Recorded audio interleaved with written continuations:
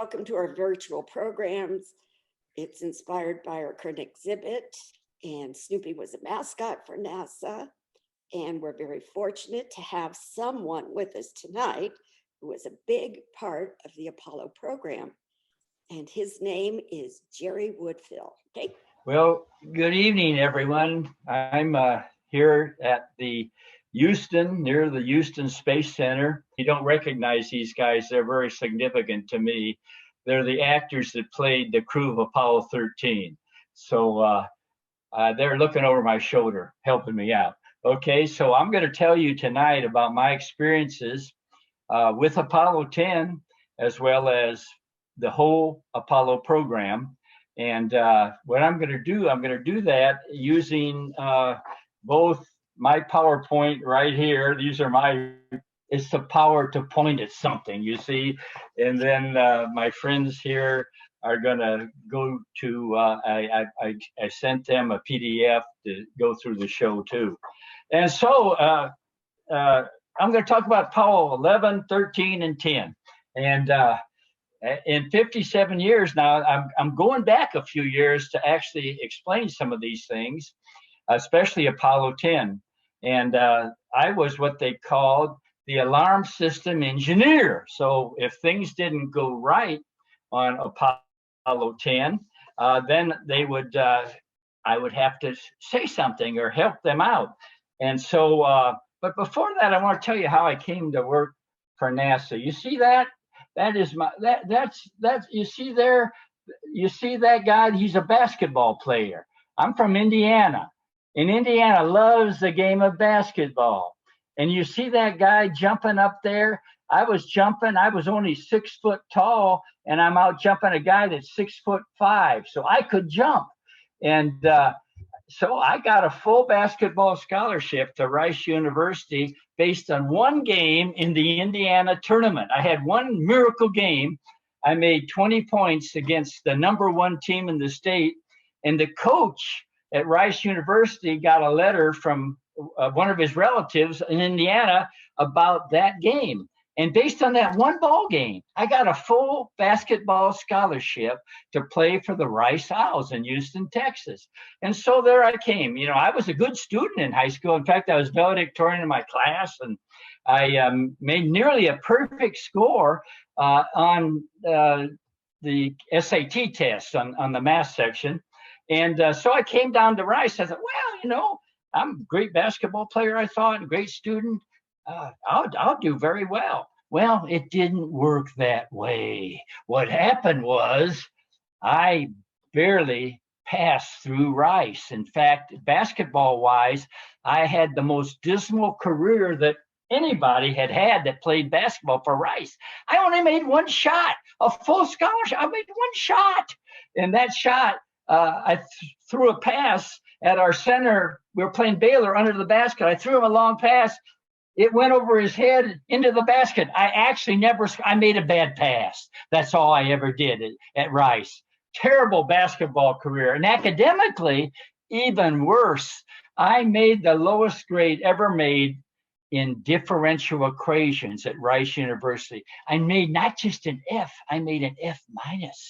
And so I was going to quit. I was going to give up my scholarship and come back to Indiana and do something else or go somewhere else.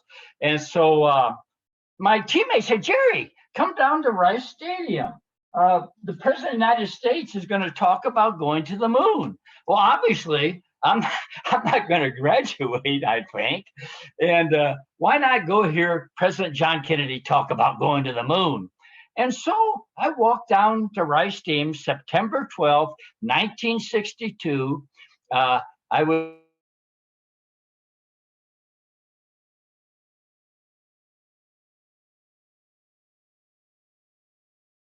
were filled with students and others from the city of Houston.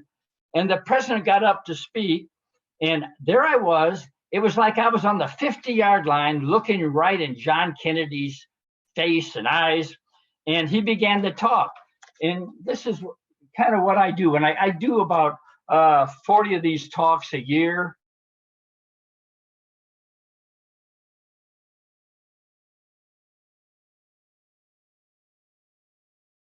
So here's just a little bit of what he said. Despite the striking fact that most of the scientists the world has ever known are alive and working today, despite the fact that this nation's own scientific manpower is doubling every 12 years, despite that the vast stretches of the unknown and unanswered and unfinished far outstrip our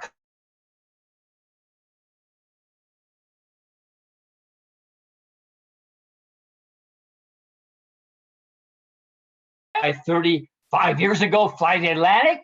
We do this not because it's easy, but because it's hard. Many years ago, the great British explorer George Melville, who was to die on Mount Everest, was asked why he wanted to climb it.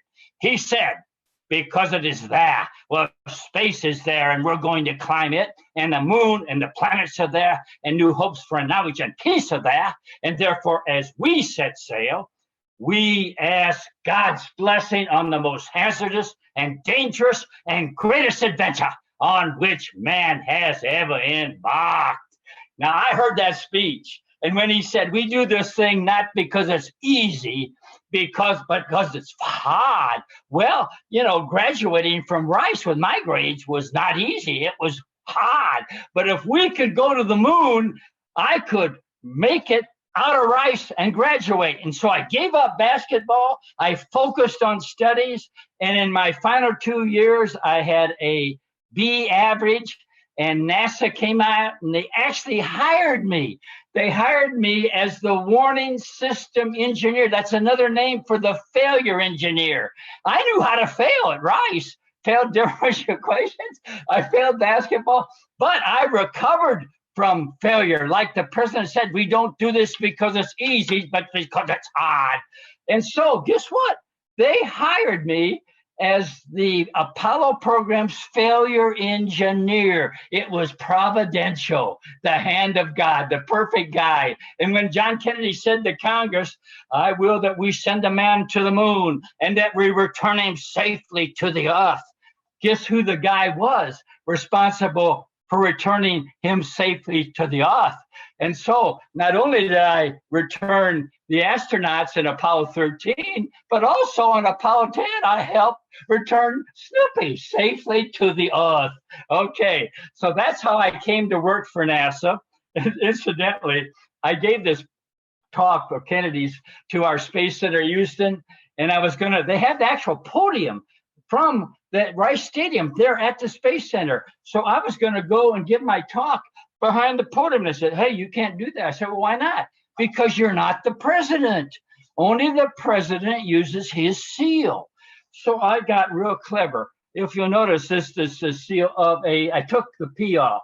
It's the residential seal. So it keeps it legal when I give the talk. And so here I was, a young engineer, came to work for NASA, and they assigned me the alarm system, as I said. And so in that capacity, I began to meet the astronauts.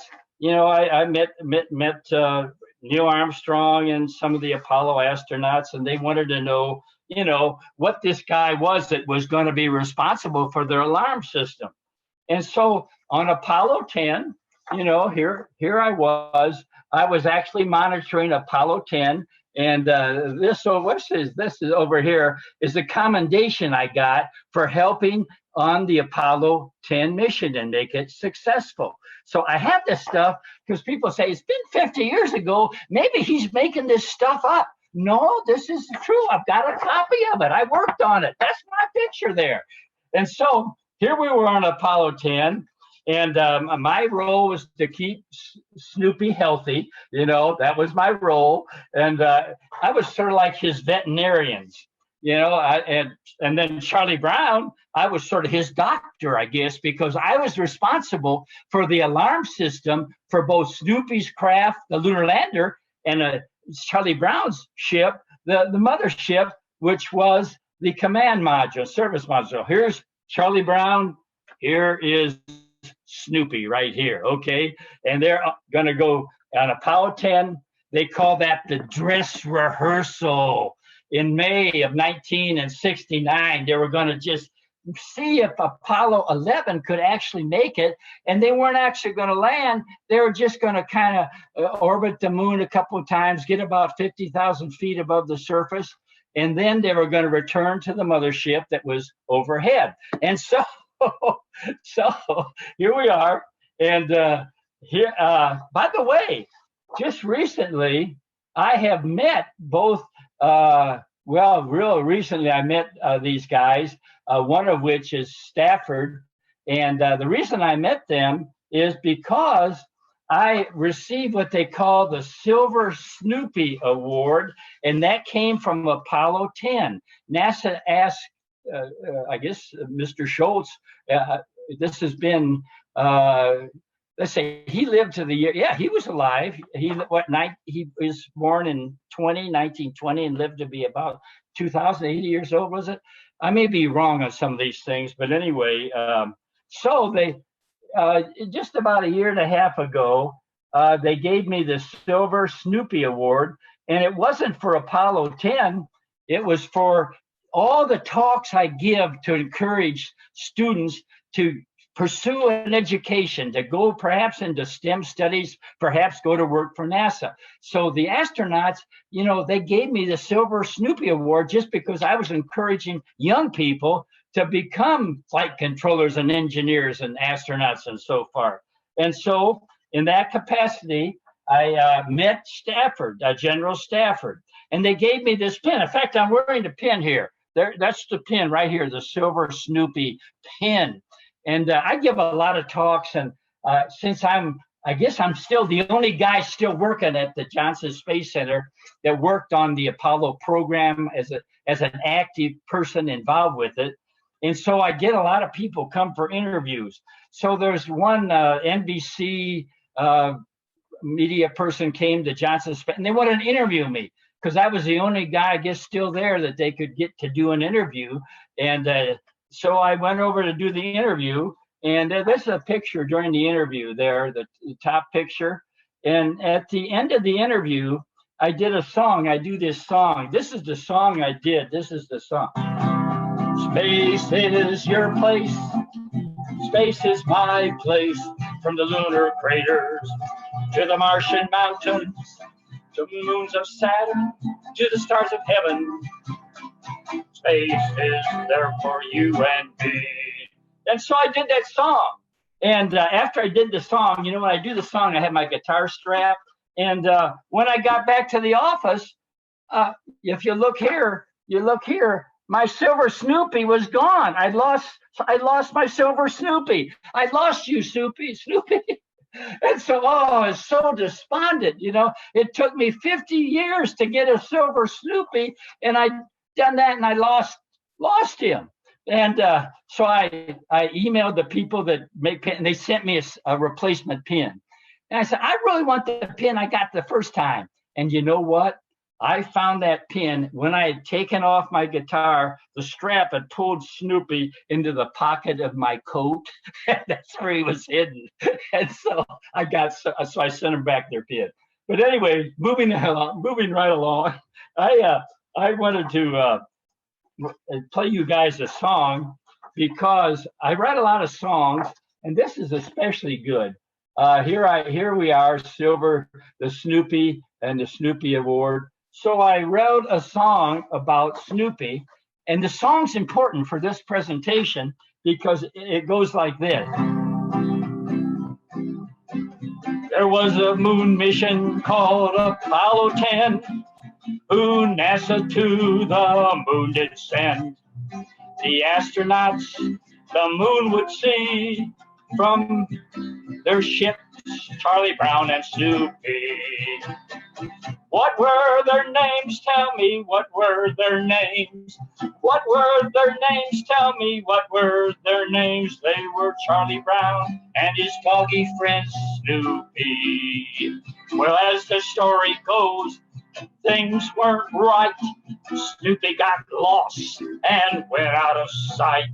He must have smelled a moon bowl, 'cause he soared too low like a hungry drone.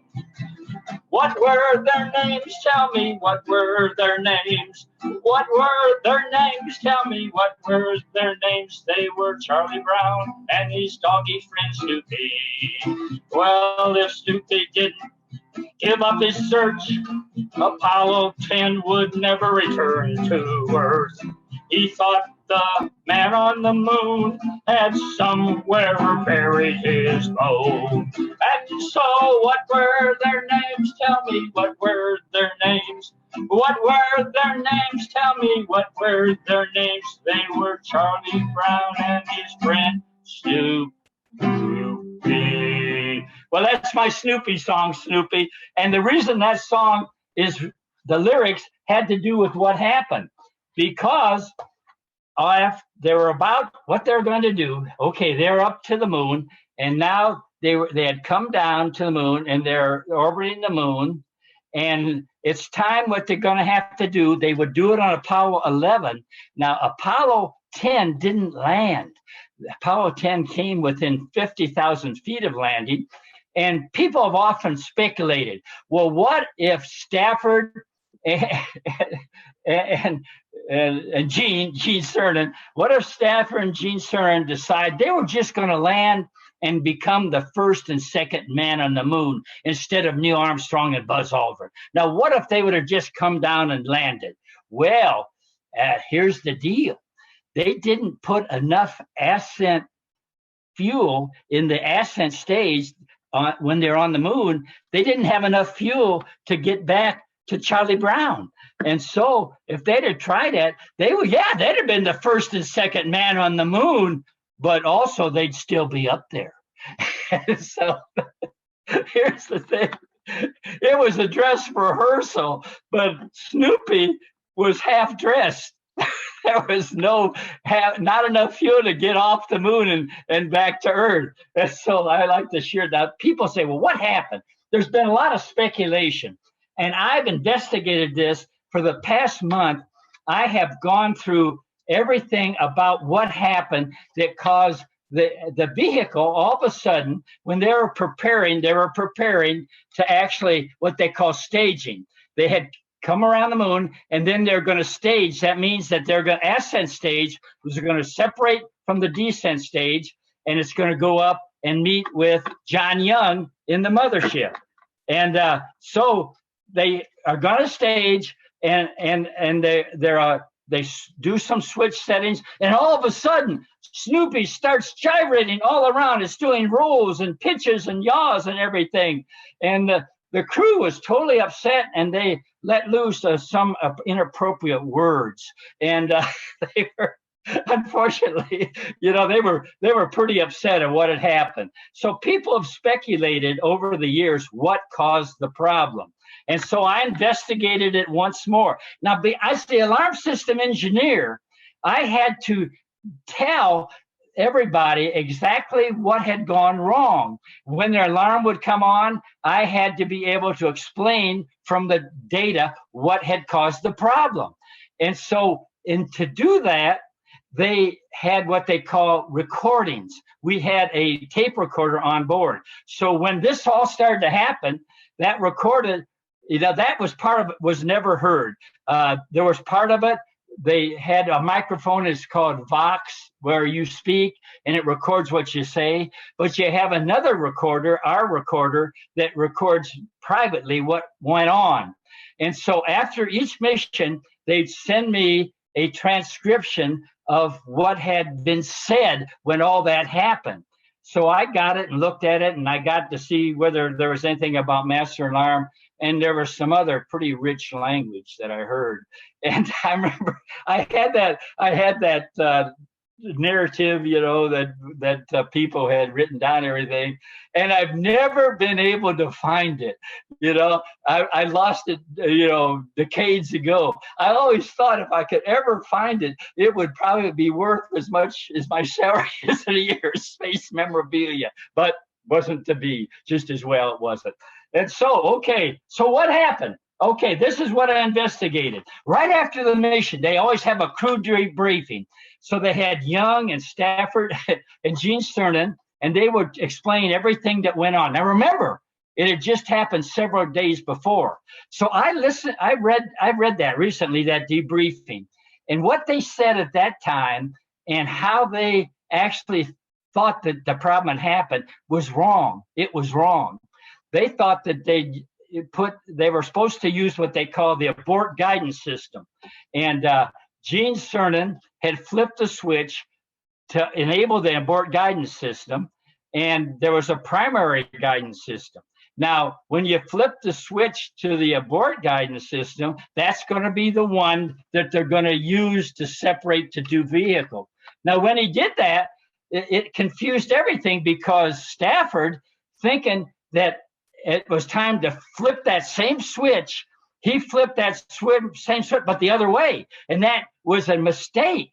And as a result of that mistake, that was the thing that caused all that stuff to gyrate around. And so I studied that recently, and here's what I found. Besides being the alarm system engineer, I was assigned all the switches and gauges in Snoopy as well as Charlie Brown. I was the guy that was supposed to, test those switches and the meters and all that stuff. And I was very disappointed when they assigned. I was an electrical engineer, and I thought, why? I'm an electrical engineer. They've given me switches and gauges. And fortunately, they also included the alarm system. So finally, some other people took over all the switches and gauges, and I had the alarm system. But when I had the switches and gauges, I discovered that there's one switch, and you can see this. There's one switch, and that switch in the center of the screen is exactly between Stafford and Cernan. And Cernan, from memory of working in the simulator, he remembered you had to flip that switch to the AGC, the abort guidance system. So he switched that switch to abort guidance system. Well, Tom Stafford, he had been through those simulations too, and he always remembered right before he did the separate, he ought to flip that switch. So he went over to flip that switch. And because Cernan already flipped it, he flipped it, Stafford flipped it the other way, and that's what caused the problem. Now, people say, well, how do you know that was the way it happened? Well, in 2007, they interviewed Gene Cernan on a YouTube. You can look at it.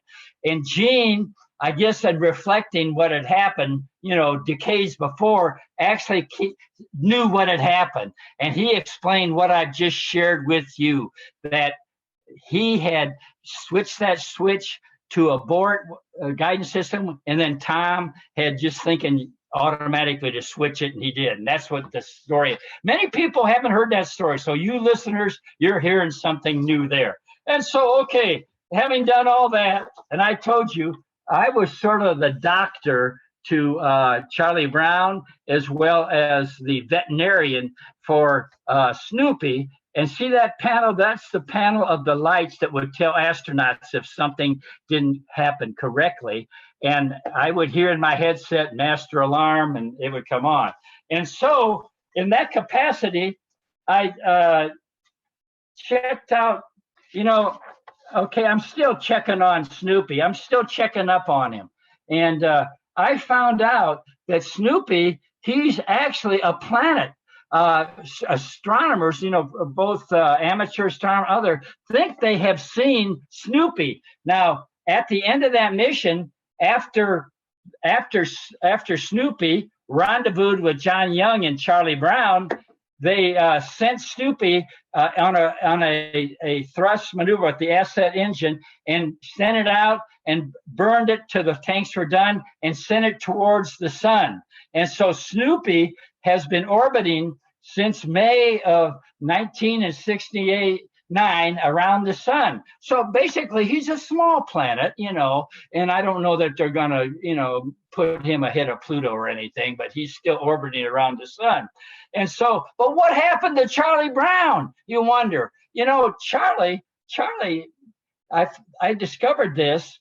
A friend of mine had dinner one time with Tom Stafford. And this friend of mine is from England. And he asked Tom, he says, what about Charlie Brown and so forth? And Tom said, you know what? Charlie Brown and Gene Cernan, John Young, and I, Tom Stafford, we returned to Earth the fastest that any human being or animal in any kind of a jet plane or a car or anything has come back. And the speed that they came back was just under 25,000 miles per hour. The next time that may be eclipsed is when the astronauts come back from Mars. And so Charlie Brown, he shouldn't be forgotten. Even though Snoopy, he's here orbiting the sun. See, he's planet Snoopy right here. Snoopy's orbiting the sun. Well, Charlie Brown shouldn't be overlooked because he right here, Charlie Brown, is the fastest in space. And so I love these PowerPoint slides, because we don't get any problems with any kind of interference. And so Snoopy, if you've ever read the Snoopy comics and so forth, you know that Charlie Brown is often, kind of despondent because, Snoopy's a hero to everybody. And here's Charlie Brown, and he always reflects about himself. So I wanted to write a song to honor Charlie Brown. And I think Snoopy would have wanted the song as well. So here's my song for you, Charlie Brown. And here I got Charlie Brown in a spacesuit next to suited Snoopy. And here's my Charlie Brown song. So everybody listen. And this is be my last song for this performance. Everyone remembers that dog, Snoopy, but his master, Charlie Brown, had the key. If Charlie had not adopted that famous pet, Snoopy never could on the moon have said. Let's hear a cheer for our friend Charlie Brown. Being ignored for Snoopy gets Charlie down. So let's lift up our voices for all to hear. We love you, Charlie Brown, and hold you very dear. Well, no one knows this about Charlie Brown. When Snoopy, Apollo 10 came back to Earth, came down, Snoopy was sent on a run around the sun, but Charlie Brown had a lot more fun. How could that be, you might ask? Well, Charlie's spaceship went very fast. To this day, he holds a record in space. He traveled faster than anyone in the human race. Yes, the record books tell Charlie's story. His return to Earth earned him much glory. Along with Cernan, Stafford, and Young, Charlie's song will forever be sung. Too bad, Superman and Captain Marvel. We're sorry. You're not faster in space than our Charlie. Even a spinning bullet loses a race to Mr. Brown. No animal or human speedier than Charlie can be found. Well, that's my Charlie Brown song. The lyrics are just wonderful, aren't they? And so, in conclusion, I'm going to talk about there are other missions besides Apollo 10, of course, Apollo 11 and Apollo 13. And here again, I was the alarm system engineer for both of those. And on Apollo 11, if you've ever studied that mission, you know that they nearly aborted the mission as they approached to land because they had what was called a master alarm. It was called the program alarm, and the computer threw out an alarm. And I'm listening to all this, and I'm thinking, I'm going to keep Neil Armstrong, Buzz Aldrin off the moon. That alarm, program alarm, it came on 5 times. But praise the Lord, there was a very bright flight controller named Steve Bales, and he was assisted by another controller named Jack Garman. And then Gene Kranz and the 3 of them in a simulation had thrown that alarm out in a simulation 2 weeks before, and they decided that they should not abort. They should just bring Apollo 11 down. So I did not go down in engineering infamy, and I did not keep Neil Armstrong off the moon. although I had moments where I thought I might. And I always share this, that I discovered other alarms that were nuisance alarms, one of which was the landing radar alarm. And as they were coming down to land, that alarm would have come on, and it had been a noise in their headset, and it might have distracted them. And Neil had a difficulty, trying to get over that boulder field as he was coming in to Tranquility Base. And who knows, that alarm it could have made him jerk the control stick, but it didn't come on because I had foreseen that. And better yet, that alarm, the landing radar alarm, would have come on while they're actually collecting moon rocks, because the thermal sensor wasn't inhibited, and it would have turned on that master alarm while they're collecting moon rocks. And we didn't know maybe what caused it. And so Neil Armstrong and Buzz Aldrin had to rush back to the lunar lander, climb the ladder to see what was amiss. But it didn't happen because I had corrected the problem. In fact, President Nixon might not have even been able to talk to the crew. That alarm would have caused them to leave, and President Nixon would have just been on the phone and no one would have been there. And then we come to Apollo 13. Of course, Apollo 13. That's my big moment in 50 years at NASA, because I had my headset on, and all of a sudden I saw the telemetry and the television screen flickering, and I heard in my headset, "Houston, we've had a problem." And my alarm, the main alarm, had turned on that master alarm after the explosion, and it was the first alert. So I always like to share in all humility, I am the one responsible for that famous words, "Houston, we've had a problem." So that's pretty much my story. I tell it a lot of times. I thank you guys for giving me the opportunity to share it again. I want to especially thank you guys at the museum for making this possible.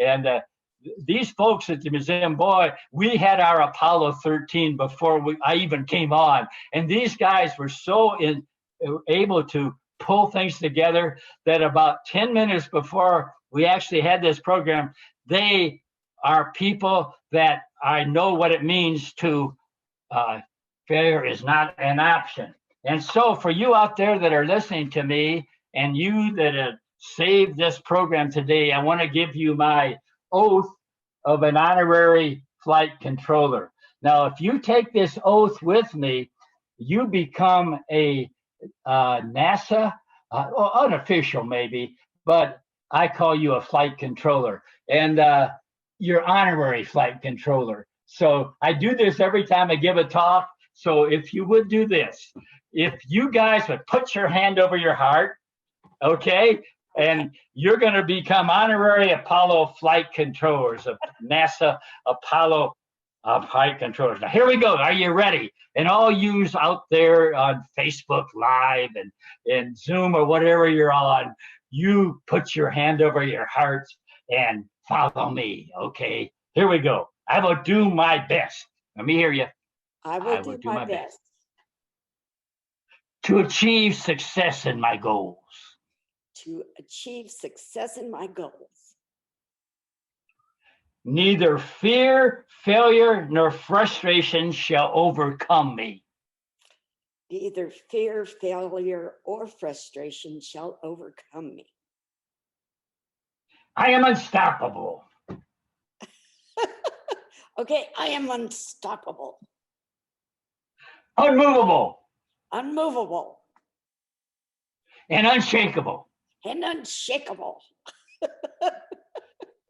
Failure is not an option. Failure is not an option. I have the right stuff. I have the right stuff. And I always wear this wristband. You know, if I were doing this live at the community college, I would give each one in the audience one of my wristbands. And of course, I have a card and I sign it. And you can print this out. Probably you can put it on your website, and people can print it out and put your name in here. You put your name in here, and then you can carry around and say you're an honorary Apollo flight controller. They say, well, what is that worth? Well, I found out on eBay it's worth $1.50. But that's all I had. So if you guys got any questions. Well, I Thank appreciate you for it. You are a lot of fun, Jerry. Thank you so much for that presentation. So you are still working, which means that you have been working for what, 56 years, 57? How long? Well, how do you say that? In June of 2022, it will be 57 years. So I'm in my fifth, would you call that? I'm in my 56th year or 57th year. I don't know how you figure that. I have trouble even figuring my time zone to your time zone. The fact that I came in at the right time is wonderful. So, but anyway, yes, I've been at NASA a long time. Now I'm not retired. Not retired. And what gets me is I get all these interviews and people look, I guess they look at my face or, when I talk about these things that happened 50 years, every one of those interviews, maybe just a few, say, we talked to retired engineer, NASA engineer Jerry Wood. No, I'm not retired. I'm still on the job. And so what is your job now? I work in robotics. We have at the Johnson Space Center divisions that are assigned different responsibilities. I'm in the division that does robots. And we have many projects that are really quite glamorous, one of which is that we're sending a kind of a rover up to the South Pole of the moon. And it's actually going to explore to see if we can find water. If you can find water on the moon, then you can use that and use it to create oxygen and some kind of fuels, hydrogen and oxygen, water. So it's one thing we're exploring. Well, in our division, in the robotics division, there's one guy that has to deal with all the task orders. And I do that. I'm responsible for evaluating the work done by NASA as well as the contract, Jacobs Engineering. And that's my job presently. I've done it for 25 years, by the way. And one time, nobody wants me to retire because they say, if he goes, all that knowledge he has about doing these things is going to leave with him. So it's kind of job security. But what I enjoy most is giving talks like I've done tonight with you guys. It's really a blessing to me. Well, you're a blessing to us. Can you tell me a little bit about what it was like working on the Apollo 13 movie? Because you have your actors right behind you and you were a consultant. So can you tell us a little bit about that? Okay, this is interesting. I always felt like it's meant to be that I talk about Apollo 13 and especially the movie. Betty and I were members of what's called the Clear Lake United Methodist Church. A lot of the astronauts were members there as well as the flight controllers. And so I taught Sunday school. And I taught a third grade Sunday school class. And in my class was a young man named Michael Bostic. Now, his father, Jerry Bostic, was a friend of mine that was a flight controller on Apollo 13. And so Michael, my little third grader, when he got to graduate and got a job and so forth, he got a job with Universal Studios. And he saw that Jim Lovell had written a book called Lost Moon. They changed the name to Apollo 13. And he talked to Ron Howard. He says, Ron, you ought to make a movie about that mission. Use that book, because my dad worked on rescuing Apollo 13. And that was my Sunday school student. And so I always felt like, that somehow I was plugged in and had some kind of a role in the movie itself.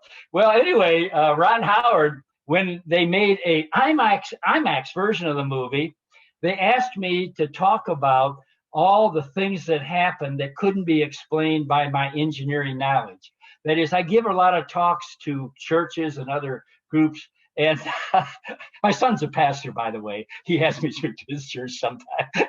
And I talk about all the kind of miraculous things that happened on Apollo 13. So there was a group that wanted me to actually do interviews around, I guess, all of the United States. And it would be on my phone. And so I gave these talks on what they call the IMAX version of Apollo 13. And so it was to promote watching the IMAX version. And so after it was all over, Ron Howard sent me this beautiful Apollo 13 poster, and he signed it. And he said, "Thank you, Jerry, for all your help, Ron Howard." So I'm so proud of that. I have it in my room. And then, he sent me this hat too. You see, this is my Apollo 13 hat. This is from Ron Howard for the IMAX version of the movie.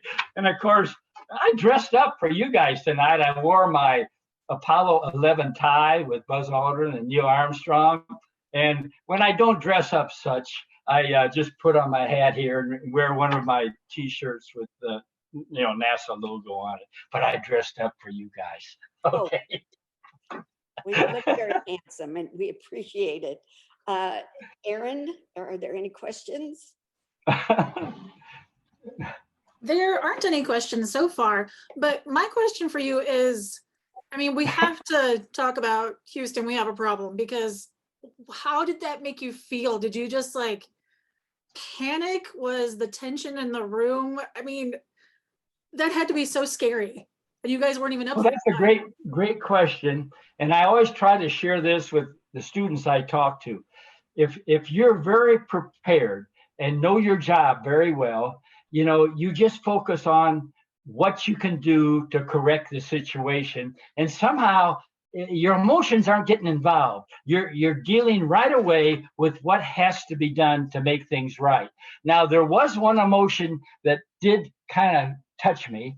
My emotion was that I made a mistake, because I thought when I saw all these alarms come on, it can't be a real problem. It's got to be my system. It's just ringing alarms from out of nowhere. Surely it can't be this bad. And so that was my emotion, not fear. But here again, remember, I nearly kept Neil Armstrong off the moon. Now I was going to keep Jim Lovell and the other guys off the moon as well. And Jim Lovell, after a few minutes, he said this. It came through in my headset.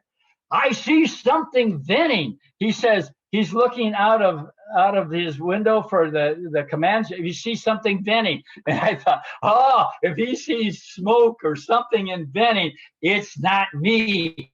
My system warned them. It's working just fine. So that's what I felt, And of course, during the week, here again, we work daily. That I usually give this demonstration.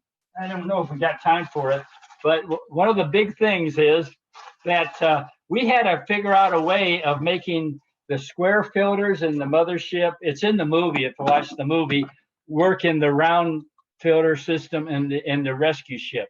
And so we had a group called the Mission Evaluation Room, and this room had engineers.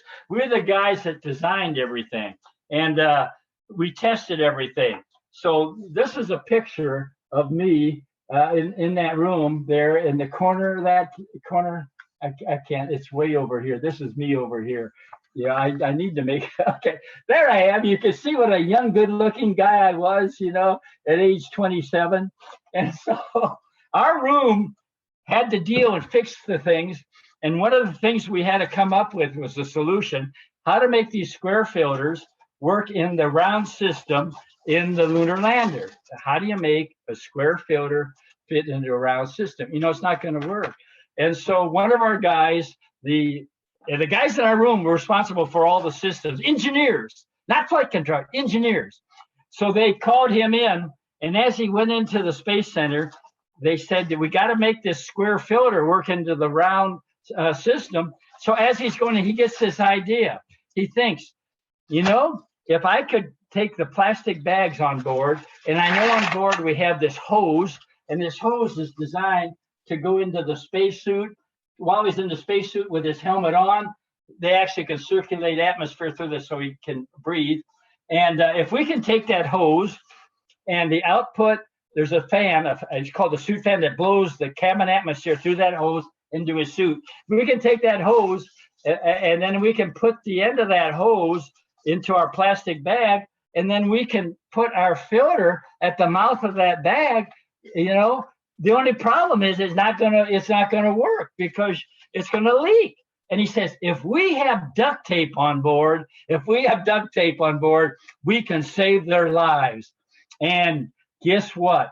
there was duct tape on the board. I tell this story over and over again. Then my neighbor down the street walks his dog, and he's long since retired. I think he's about 91. So he was walking his dog one day, and I came up to him and I said, what about that duct tape thing? He said, here's what happened, Jerry. Here's what happened. I worked on the Gemini. That was that two-man ship that we had after the one-man Mercury before Apollo. And he says, one of the problems we had, I went up to the manufacturer, Grumman, and they said, we need to build us a trash masher. We need to take all that stuff. They're spending 2 weeks, two guys in this confining Gemini capsule, and they eat food and they unpack things and everything is floating around.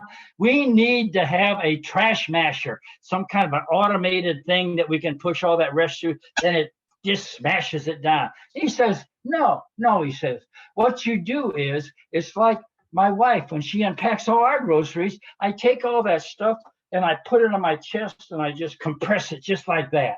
Now the astronauts can do the same thing. They can take all that refuse, compress it like that. And he said, what they're going to need though, is they're going to have some duct tape.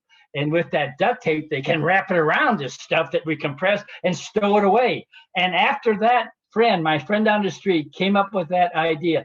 Duct tape was on every Apollo and every Gemini, every space mission, space station. They'll take it to Mars as well.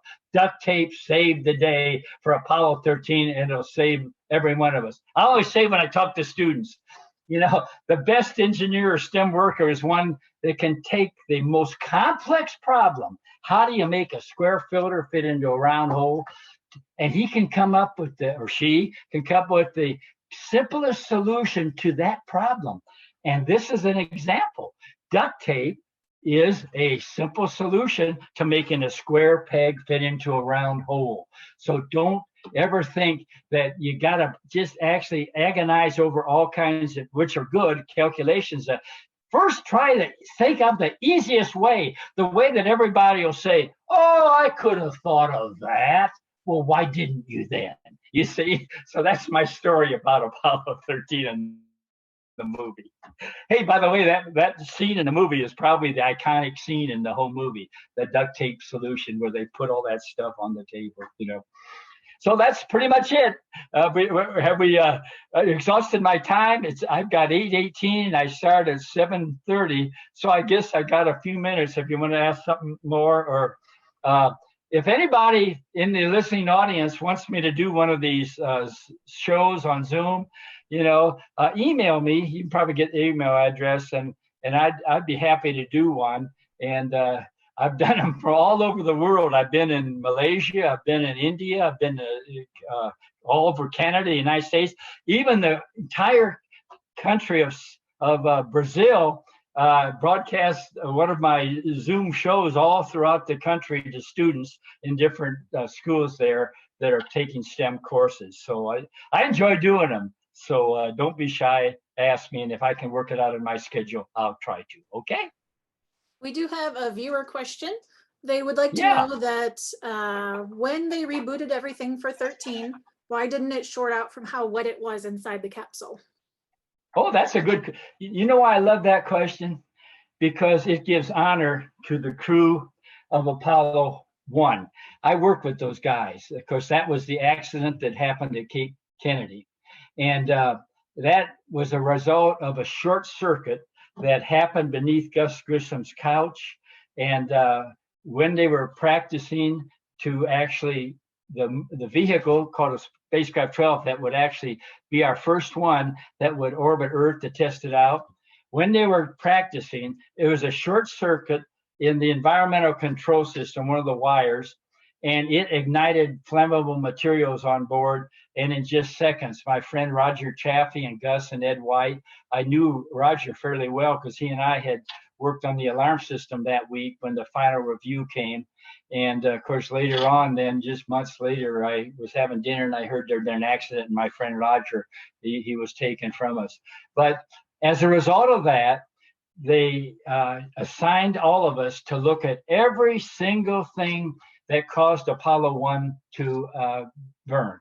And one of the things that caused Apollo 1 to burn was the fact that we hadn't insulated well with some kind of it's called not epoxy, it's called conformal coating. It's something that you can put on connections and wires and everything that keeps humidity and moisture and keeps them from short circuiting and burning. So because of Apollo 1, and I was in panels, we coated all the panels with this conformal goop, this coating, so that as Apollo 13, it had water vapor in the cabin. They had been breathing out, out of their lungs water vapor. And when they repowered it up, that water vapor is going to precipitate and become a liquid. And of course, electrical circuit, if you got a liquid, it causes short circuit. But because of Apollo 1, we had covered every one of those things with this protection that kept it from short circuiting Apollo 13.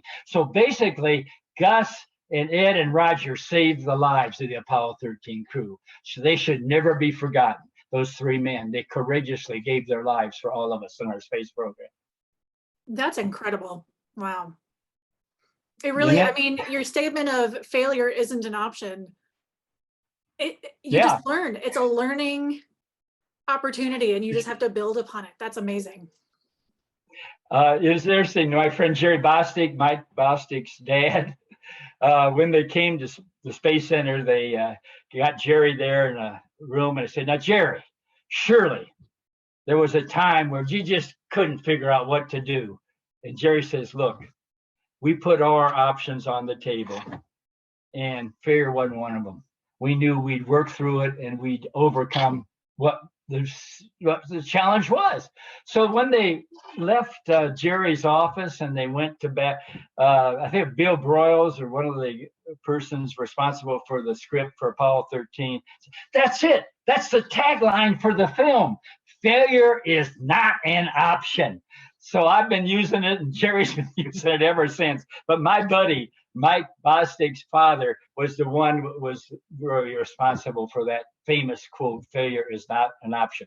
But remember, Houston, we had a problem. Houston, we got a problem. Okay, that was the alarm system that catalyzed for that talk. Okay. I'm having a good time with y'all. Well, thank you, Snoopy. We'll do this again. There'll be another opportunity for Snoopy to be recognized. And the fellow from England that wanted to do a talk, he says, "Jerry, I'd like to come back and talk some more about Apollo 10. Well, I'm ready for him now. I've got all kinds of new material that I discovered just in putting the program for you guys together. So Godspeed to you guys. And I guess I'll go down and have my dinner now. And my wife's come back from her job at the community college. And so we thank you. Snoopy thanks you. And we all at NASA thank you guys for your support. Godspeed. Thank you, Jerry. It's wonderful talking to you. And for our viewers out there, our next program is going to be September 23rd. And we are going to be visiting with the National Museum of Space History. And we will have a presentation by their educator, Dave Dooling. We also, on October 7th, will be featuring Alice Carruth and Chaz Miller from Spaceport America, and they will give us a virtual tour of Spaceport America. And on October 21st, Mike Shineberry is going to talk to us and give us a little bit more information, maybe a virtual tour of the Trinity site. And that is where the first atom bomb was exploded. So I hope you can join us again. Erin, anything else? We also have a talk tomorrow at 6 o'clock with our White Sands photographer, Craig Varjapetian, and he's going to talk about how he does his photos. So Jerry, thank you so much. That was fascinating. I loved every bit of it. Thank you very much. Thank you, Jerry. Thanks, guys. Hey, I don't know if anybody recorded it, but if somebody has a recording of it, I'd enjoy having it. Yes, sir. We've got you covered. Okay. Somehow get it to me or let me know how I can access it. Okay. Will do. All right, everybody, Very another good. museum is temporarily closed right now, but we do hope you will join us for these other virtual talks. And remember that becoming a member of the museum helps everybody. And right now it is voting time for the Lee County Cowboy Hall of Fame inductees. So you need to be a member to do that. All right, we will see you all tomorrow. Sounds good. Bye-bye.